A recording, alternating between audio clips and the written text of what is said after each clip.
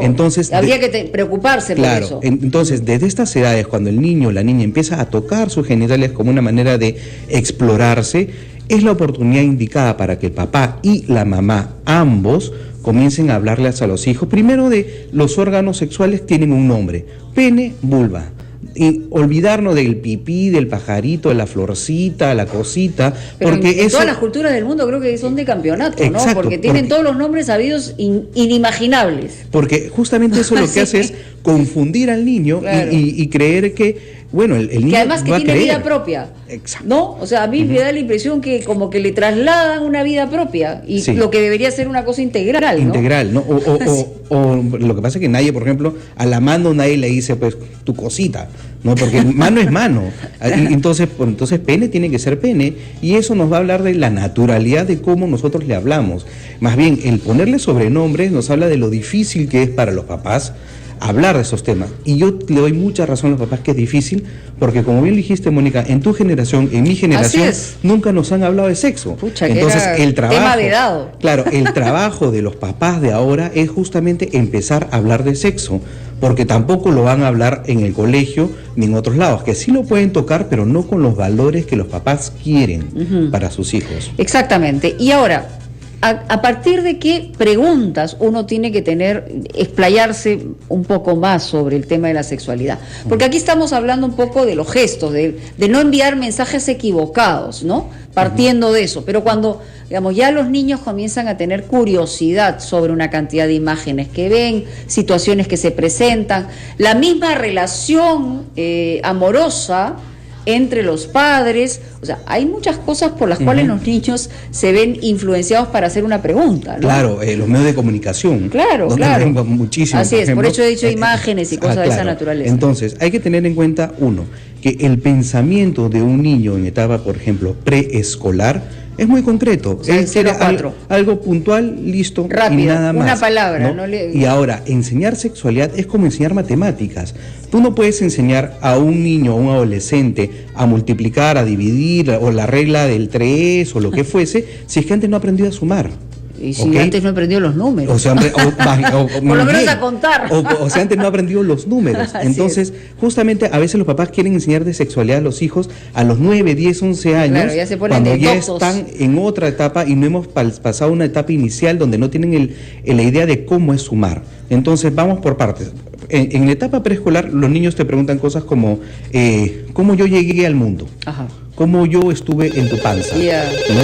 Entonces, simplemente al decirle, tú llegaste al mundo porque tu mamá y tu papá te quisieron tener. Esa explicación que a nosotros nos parece, oye, pero eso es ilógico, a esa edad, hasta los 5 años, es el niño perfecto. Claro, porque el mensaje es: te hemos deseado. Te hemos traído los dos juntos, queremos. Además, los dos juntos, ¿no? Te queremos. ¿Por qué? Porque los niños tienen en mente, bueno, las galletas vienen de la tienda, las flores de la florería, ¿yo de dónde vengo? Claro. Yo no vengo puede ser un marciano. Yo no vengo del cielo, ¿no? Porque ni no de la cigüeña. Yo vengo de mi papá, de la barriga de mi mamá. Perfecto. Bestial. ¿Cómo entré ahí? Eso te lo va a preguntar. Bueno, entraste acá, ¿por qué? Porque papá y mamá se querían y así te crearon. Listo. No hay más. Claro. Vamos con llamadas, a ver por dónde van nuestros amigos oyentes y televidentes de Capital. Hola, buenas tardes. Buenas tardes, Mónica. ¿Qué tal? Bienvenido. ¿Con quién hablamos? Muchas gracias. Con Marco Antonio de Equipa. Marco Antonio, te escuchamos. Un saludo también para el doctor. Saludos. Bueno, voy a ser breve. Yo tengo actualmente 40 años. Yo me enteré cómo se procreaban los hijos, tenía yo aproximadamente 13 años. ¿Ya? Fue totalmente traumático porque la situación fue que fuimos con un grupo de amigos a hacer un video o en un VH, una película en Betamax, de películas de 3X, ¿no? Para adultos. Y lo que mi amigo me comunica es lo siguiente: mira, ¿ves eso? Eso han hecho tu papá y tu mamá para que tú vengas a este planeta, a este mundo, para que tú nazcas. Fue totalmente traumático. Yo, sí, lo odié en un momento, en unos cuantos días a mi padre, lo odié, a mi madre la convencí, no sé, a mirar medio raro, fue algo traumático. Yo quisiera compartir con el doctor. Muchísimas gracias. Sí. Bueno, sí, pues no fue la mejor manera, ¿no? Y esto sucede mucho. Porque puede parecer una agresión, además. Es verdad, lo que pasa, por ejemplo, cuando niños o niñas nos cuentan o han hablado de que han visto, o adultos que me cuentan en terapias que han visto a sus papás teniendo sexo en algún momento, que los han ampallado y qué sé yo, ¿cuál es la impresión que tienen? Que el papá le está haciendo algo malo a la mamá, que le está agrediendo, que le está golpeando, así como jugamos a los revolcones, a las luchas, igualito que está haciendo con la mamá. Entonces empieza todo esto de qué está pasando. Sí, y hay una sensación negativa. O sea, hay que tener mucho cuidado porque la intimidad también es, no te han ampallado a ti, no, Quique. Ya, pues esa sonrisa. Pero esa es una recomendación también, o sea, la intimidad tiene un lugar y el lugar es entre dos personas con una puerta bien cerrada para que no haya la posibilidad de una situación de otra naturaleza. Y desde ahí es importante, Mónica, ¿por qué? Porque como se vive la sexualidad en nuestra casa, es distinta a todas las casas. Por ejemplo, hay casas o hay hogares donde es normal que el papá y la mamá estén desnudos, es normal que el papá y la mamá se bañen con los hijos. Y hay otros lugares de naturalidad. Y hay otros donde no, donde incluso las parejas no se desnudan delante de uno y el otro por vergüenza. Entonces, de esa forma es como también la sexualidad de los niños van a ir aprendiéndola. Entonces, siempre me preguntan, ¿hasta qué edad, por ejemplo, es bueno o es malo que el niño o la niña se bañe con su papá o con su mamá? Vamos a la respuesta, pero luego de la pausa. Hola. Vamos a pausa. Para los chicos que tienen pues toda la información a la mano, hay que tener en cuenta, te pueden dar cátedra. Lo que pasa, y voy a agarrar como ejemplo el señor Marco Antonio, que nos llamó de Arequipa. Por ejemplo, en esas épocas, cuando una persona que tiene 40, entre 30 y 40 años o más, de repente la sexualidad se vivía de una forma en la adolescencia, con una connotación más erótica. Y había que buscar de repente una revista pornográfica. Pero de culpabilidad. Claro, absoluta. De culpabilidad. Entonces, absoluta. Comprarte una revista erótica era todo un reto, ir al kiosco, negociar, etcétera.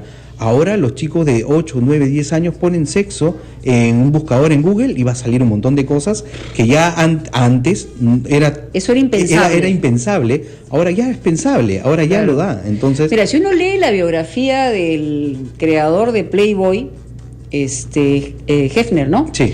Bueno, este señor era muy joven, venía pues de una familia evangélica, protestante, no sé, y su adolescencia fue una adolescencia de demasiada culpa alrededor de todo, ¿no?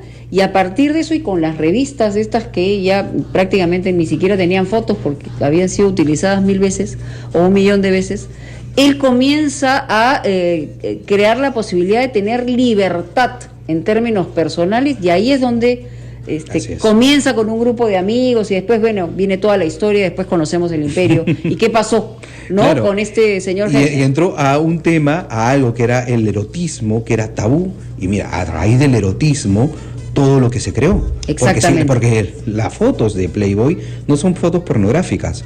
Son mujeres, es lo que de repente estas mujeres semidesnudas que podrías encontrar en un diario hoy día en el Perú, son las fotos que salían en Playboy. Pero ahora es curioso porque, solamente como anécdota, decían que ahora Playboy iba a vestir, ¿no?, a esas mujeres de nuevo, porque lo que ya podía generar mayor nivel, digamos, de curiosidad no era lo expuesto ni lo explícito, sino lo convocante, digamos, lo sugerente. Es que justamente las generaciones cambian en ese aspecto, ¿no? Y para cerrar con esta idea, era, por ejemplo, todavía siguen existiendo revistas eróticas, de relatos eróticos y de fotos de semidesnudos.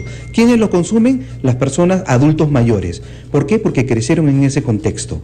Las películas pornográficas que ves ahora en YouTube, etcétera, ¿no? ¿Quiénes las consumen? Las personas que son a partir de los 30 años, porque crecieron en los 80, 90 con los videos pornográficos. Pero los adolescentes, tú le pones una revista, un video pornográfico y no les llama la atención.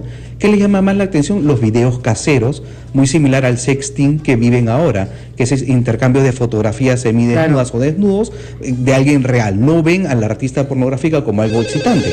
Entonces cambia la idea del erotismo y de la sexualidad. Hola, buenas tardes. Aló, buenas tardes. Sí, buenas ¿qué tardes. Tal? ¿Con quién hablamos? Mi nombre es Carmen. Carmen, te escuchamos, a ver. Ya, señor Mónica, yo tengo 2 hijos, hombres, y mi esposo me dejó de... ¿Cómo está, niñito, mijito? Incluso cuando estaba bebito. Entonces siempre me preocupaba, y ahora, ¿quién va a hablarle de...? Me preocupaba, ¿no? Claro. Eso, pero gracias a Dios los puse en un buen colegio. El colegio me ayudó mucho. Bueno, yo de niño siempre conversando con ellos, cuidado, tienes que cuidar tu cuerpo, nadie te puede agarrar en el colegio, ni una mujer, ni un hombre, tú llamas a nadie, gritas, ¿no? Y siempre preocupada, ¿no? Pero el que me ayudó mucho ha sido el colegio. Ahorita estos chicos, decir, mis hijos ya son jovencitos, profesionales, y tranquilos, bastante tranquilos, ¿no? Uh-huh. Okay. Bueno, en ese sentido, Carmen, te felicito porque tu preocupación al no tener una pareja fue ¿qué hago ahora? Sí, acá claro. lo bueno es que además es la preocupación de muchas mujeres. Claro, ¿cómo en el me Perú? preocupo? ¿Quién hace este rol? Y ojo, está bien que el colegio lo haya ayudado, pero se necesita, y este es un reto al nuevo gobierno que vaya a asumir, tener un plan integral, un proyecto, un programa sobre educación sexual integral en las escuelas. Y educación sexual en las escuelas significa enseñar sexualidad, es decir, afectos, valores desde primer grado de primaria, donde se le enseñe el cuerpo, prevención, etcétera, ¿no? Sí, en realidad seríamos una sociedad mucho más saludable. Totalmente. Si tuviéramos esta mirada más amplia y de criterios. Los problemas de sexualidad que yo veo que ahora tienen los chicos de 28 años, los chicos de 18 años, son los mismos problemas de sexualidad que hay hace 20 años. No hemos cambiado en nada, no ha mejorado nada, y eso es culpa también de los ministerios. El Ministerio de Educación, por ejemplo, algo tiene que hacer al respecto y capacitar a los que van a enseñar. Hola, buenas tardes. ¿Aló? Hola, bienvenida a Capital. Hola, buenas tardes. Mira, yo tengo varias. La primera es, por ejemplo, yo tengo un niño de 15. Debo cumplir 15. ¿Ya? Y yo le molesto, pues si tú quieres hacer algo con tu cuerpito, vas, me dices media hora en el baño y te quedas ahí. Antes que hagas algo con otra niña y se ríe. Ay, mamá, me dice, se ríe y se va.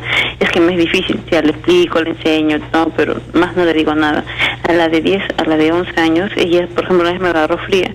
Y mamá, ¿qué son las relaciones sexuales? Me dijo así. No, son cuando las mujeres tienen intimidad con los hombres, o por decirlo. No. Es cuando el hombre le mete el pene en la vagina a la mujer, así que se me dan un ataque cardíaco. Y la pequeña, pero ella le explicaba. Y una vez me preguntó con la sexo oral, y me quedé fría. Se le explicó, es una forma de tener relaciones sexuales. No sé si está bien o no, pero mi forma de no, en su momento no sabía qué decir. Yeah, de 3 años. ¿Vio tu cara de pánico o en realidad trataste de ser natural? No fue a mí, sino abajo estaba con mi esposo en el primer piso, y cuando le dijo a mi esposo yo no estaba. Entonces dicen que mi esposo por poco no se caía al piso, el hombre le da ahí un ataque. O sea, ¿él no pudo contestarle nada? No le digo nada, dice que no sabía cómo que es. Entonces me dijo, tu mamá sabe. Y yo le expliqué, no, es una forma. Y nada más, pues. Claro. Ok, ¿y cómo reaccionaron? Esa es una... Yo le expliqué así, no es una forma de tener relaciones. Ya, pero ellos ¿cómo reaccionaron cuando le explicas eso? No me dijo nada. Tranquilos nomás. Sí, y el mayor se ríe cuando le digo eso. Le digo, tienes que respetar, porque te enamorada, tienes que respetar a la enamorada. Y te respetas tú mismo también, ¿no? Sí, yo sé. Él todo ya sabe, es la edad que todos lo saben. Ok, pero no es malo decírselo permanentemente. La de 3 años, y sí le he visto que se agarra, nunca le he dicho nada.